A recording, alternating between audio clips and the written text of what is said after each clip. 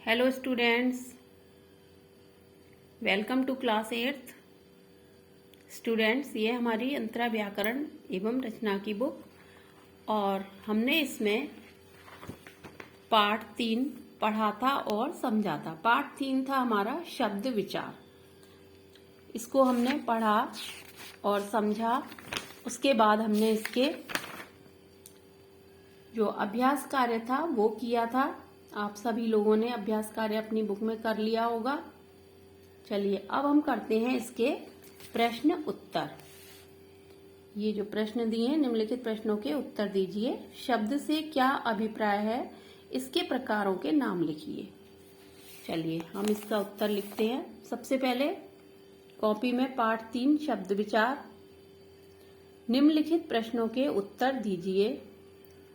शब्द से क्या अभिप्राय है, इसके प्रकारों के नाम लिखिए। वर्णों के सार्थक समूह। अगर शब्द की परिभाषा भी पूछी जाए कि शब्द की परिभाषा लिखिए, तब भी आप इसको ही लिखेंगे। वर्णों के सार्थक समूह को शब्द कहते हैं। भावों और विचारों को व्यक्त करने का साधन शब्द है।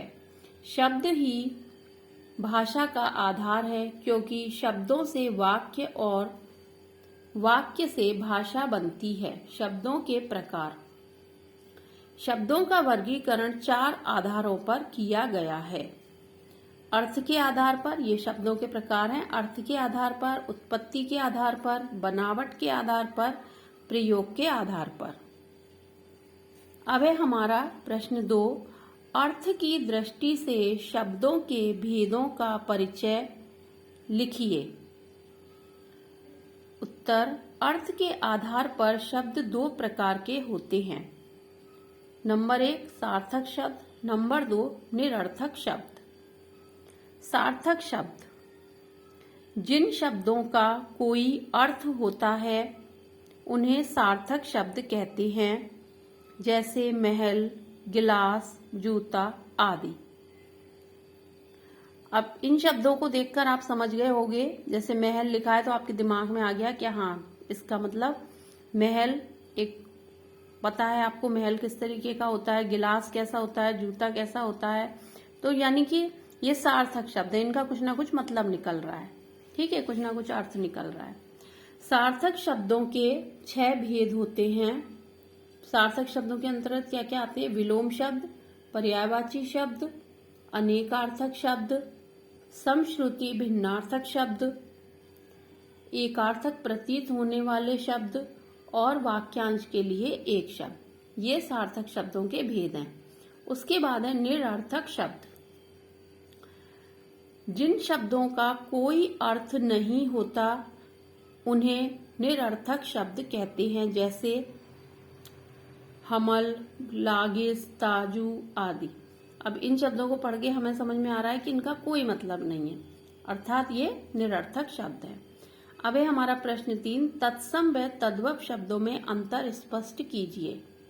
तत्सम शब्द वे शब्द जो संस्कृत के हैं लेकिन अपने मूल रूप में ही हिंदी भाषा में प्रयोग किए जाते हैं, तत्सम शब्द कहलाते हैं, जैसे ताम्र, घट, सूत्र, ग्रह आदि।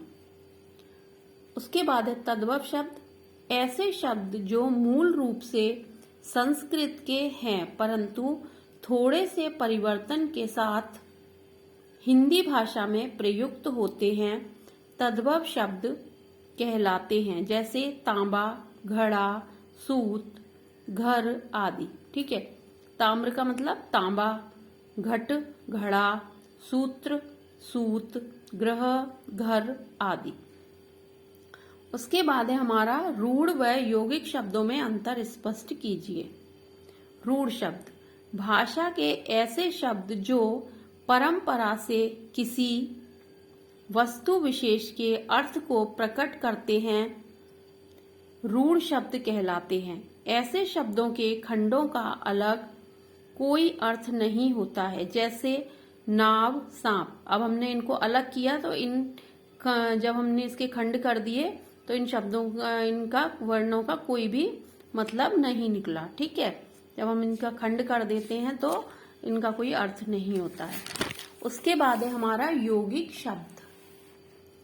यौगिक शब्द, जब दो या दो से अधिक रूढ़ शब्द या शब्दांश मिलकर एक नया शब्द बनाते हैं तब वह नया शब्द यौगिक शब्द कहलाता है। रूढ़ होने के कारण इनके खंड सार्थक होते हैं, जैसे कविराज यानी कि कवियों का राजा तो कविराज, विद्यालय यानी कि विद्या प्लस आलय विद्यालय, चिकित्सा प्लस आलय चिकित्सालय।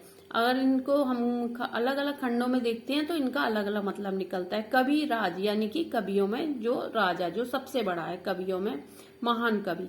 विद्यालय यानी कि विद्या यानी कि शिक्षा, आलय यानी कि घर, जहां पर वो घर जहां विद्या मिलती है तो विद्यालय। अब यहाँ पर कुछ तद्भव और तत्सम शब्द दिए हुए हैं, आपको इनको अच्छे से याद करना है। प्रश्न 4, निम्नलिखित तत्सम शब्दों के तद्भव शब्द लिखिए। ठीक है, ये तत्सम शब्द है, इनके यहाँ पर तद्भव शब्द लिखे हुए हैं, जैसे एकल अकेला, अंध अंधा, दुर्बल दुबला, दुख दुख, द्वितीय दूजा या दूसरा, आम्र आम, अंगुली उंगली, कूप कुआं, कर्ण कान, कीटक कीड़ा। ठीक है, तो ये संस्कृत के शब्द है और इनको जब हिंदी में लिखा है तो इस तरीके के आ जाते हैं। और इस तरीके से आपका जो पाठ 3 है वो अब समाप्त हो गया। सभी बच्चों को नीट एंड क्लीन वर्क करना है और इसको साथ ही साथ याद भी करना है। ओके।